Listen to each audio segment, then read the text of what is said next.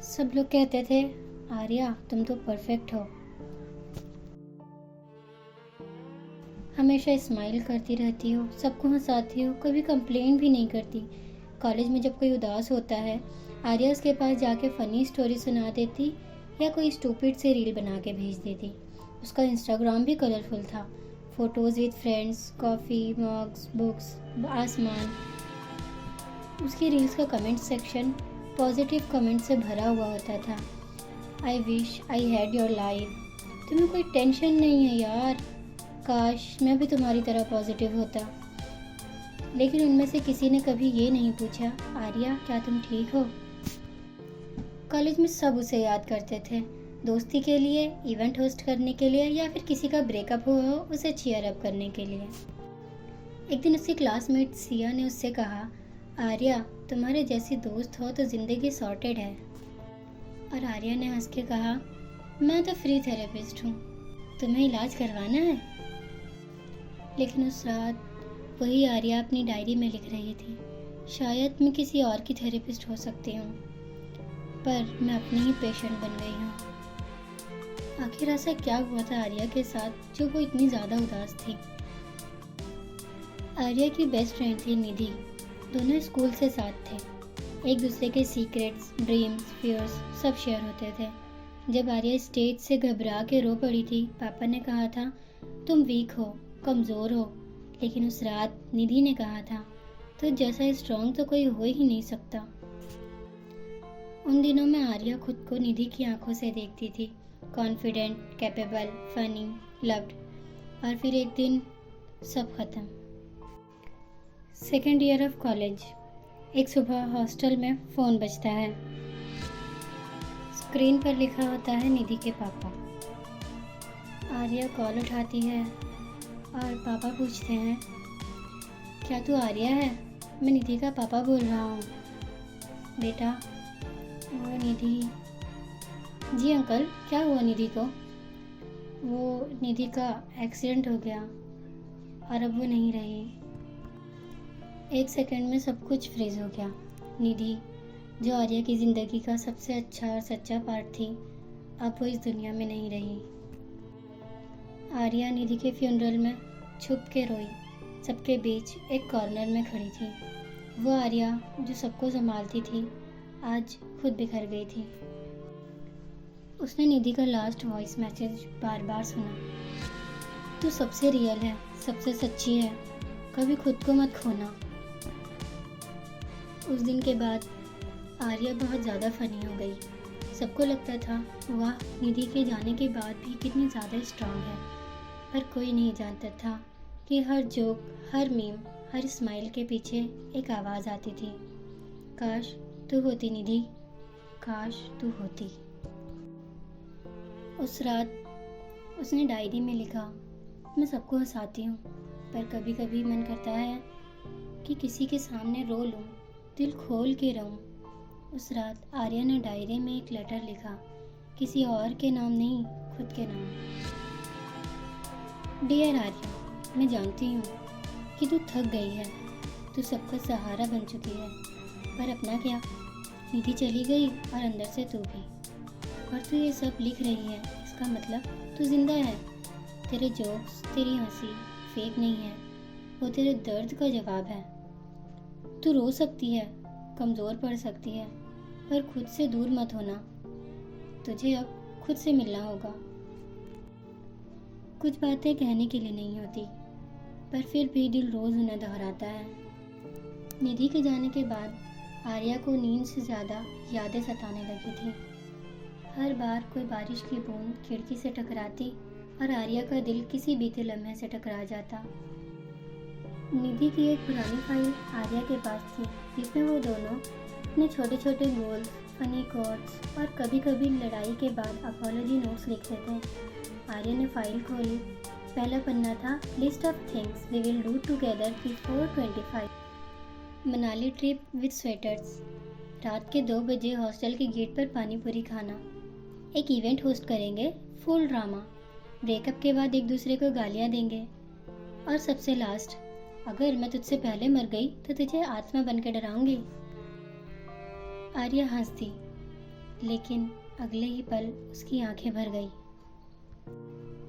तू सच में चली गई यार, और आत्मा बन के भी नहीं डरा रही। उस दिन आर्या ने निधि के लिए एक लेटर लिखना स्टार्ट किया, जो शायद कभी भेजा नहीं जा सकता, पर दिल का बोझ कम हो सकता था। डियर निधि, पता है सब मुझे स्ट्रांग बोलते हैं, पर मैं तो हर दिन टूटती हूँ, बस चुप हो जाती हूँ।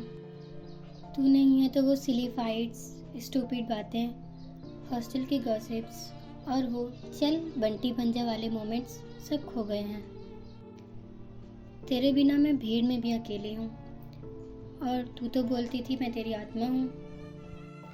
तो सुन ना, जब मैं स्माइल करूँ तो फील करना, जब मैं डायरी लिखूँ तो सुन लेना, जब मैं गिरूँ तो पूछ लेना उठी क्यों नहीं अभी तक पगली। तेरे जाने के बाद मैंने मास्क पहन लिया है, लेकिन मैं खुद को ढूंढ रही हूँ, थोड़ा सा हर दिन, तुझसे जुड़े हर पल में। लव यू फॉर एवर, तेरी आर्या।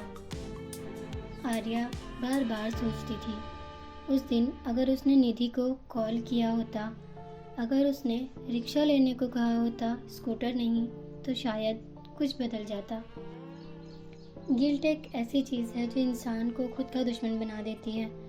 उस दिन हॉस्टल के टेरेस पे खड़ी आर्या को लग रहा था कि हवा उससे कुछ कह रही है, तू रिस्पॉन्सिबल नहीं है, तू बस इंसान है। पर उसका दिल नहीं मानता था।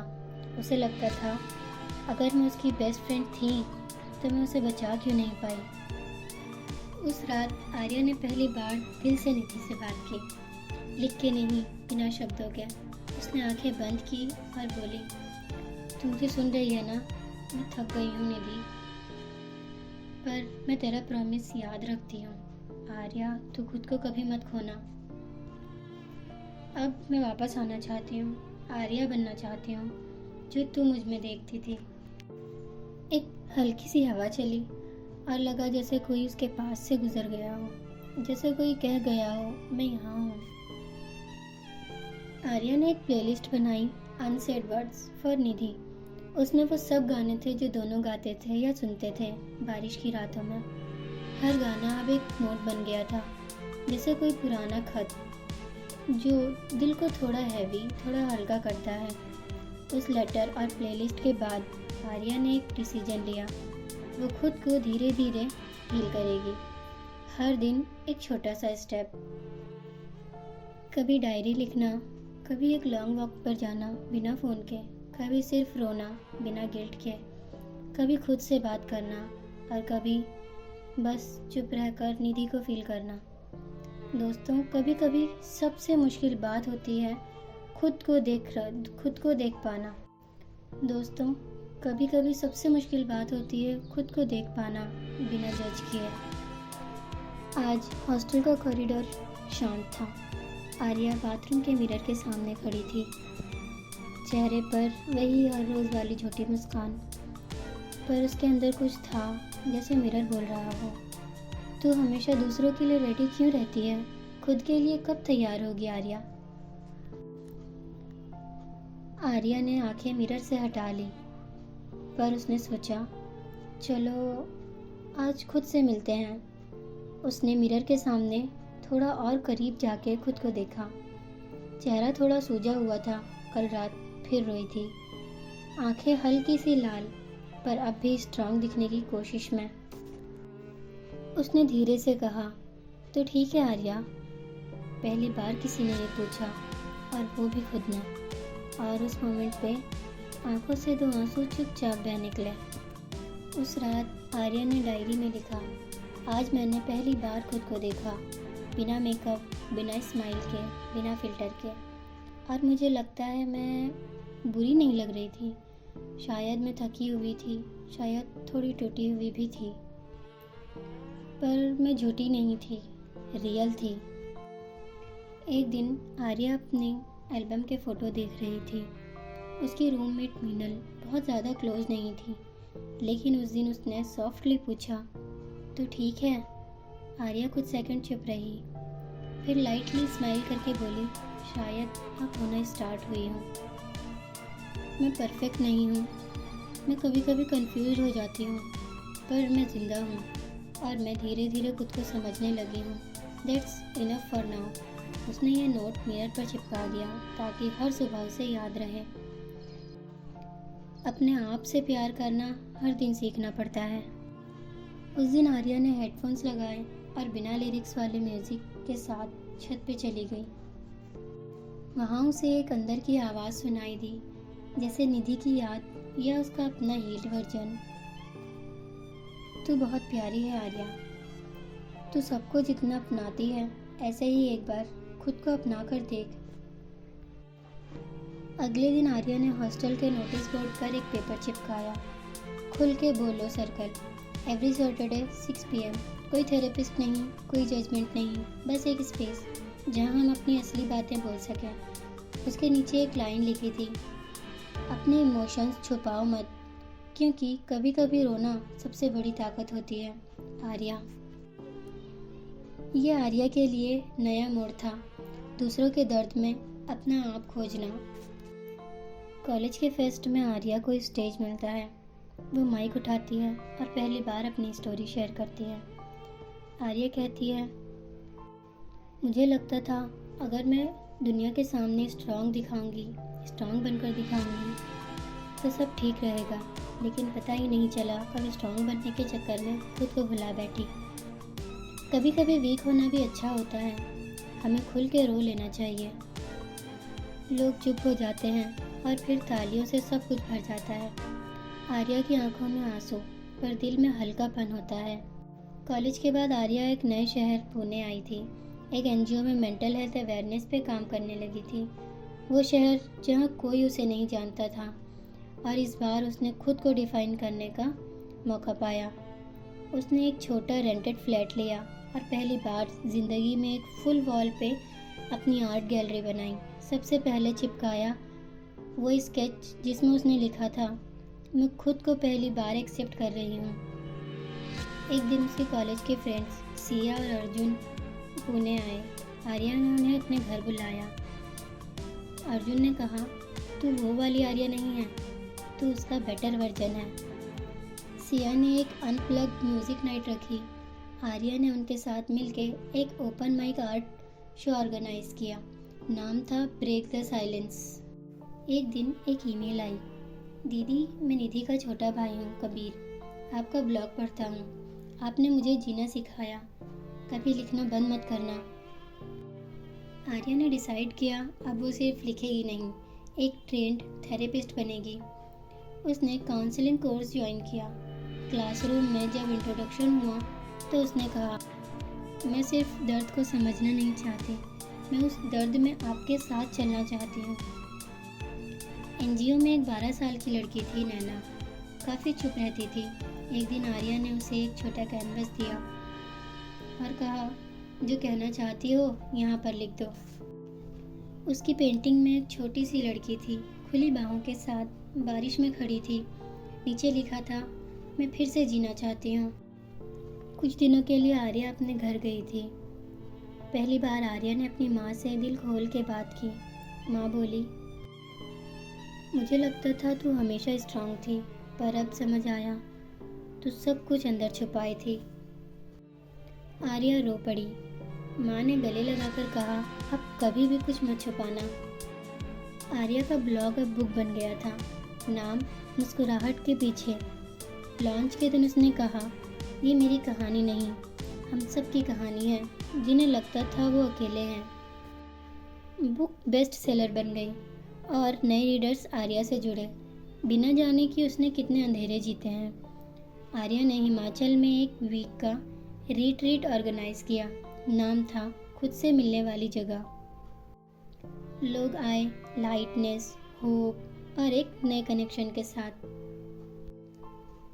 एक सुबह आर्या एक बड़े मिरर के सामने खड़ी थी, जैसे उसकी पूरी कहानी सामने थी। उसने बोला, मुझे लगता था मेरी कहानी एक दर्द थी, पर वो तो एक शुरुआत थी। मिरर में वो लड़की थी, कॉन्फिडेंट, हील्ड, मुस्कुराती हुई, आंखों में चमक थी और अंदर एक सुकून। उसने लिखा, अब मैं जिंदा हूँ पूरी तरह से। निधि, तू मेरी कहानी थी, और अब मैं किसी और के लिए रोशनी हूँ। दोस्तों, क्या कभी आपने भी मुस्कुराते हुए दर्द छुपाए हैं? कभी ऐसा लगा कि आपके इमोशंस को कोई समझता ही नहीं है? तो आर्या की कहानी आपके लिए है। एक सफ़र जहाँ आंसू भी थे, तन्हाई भी, पर आखिर में मिली एक सुंदर सी मुस्कुराहट, खुद के साथ दोस्ती की वजह से।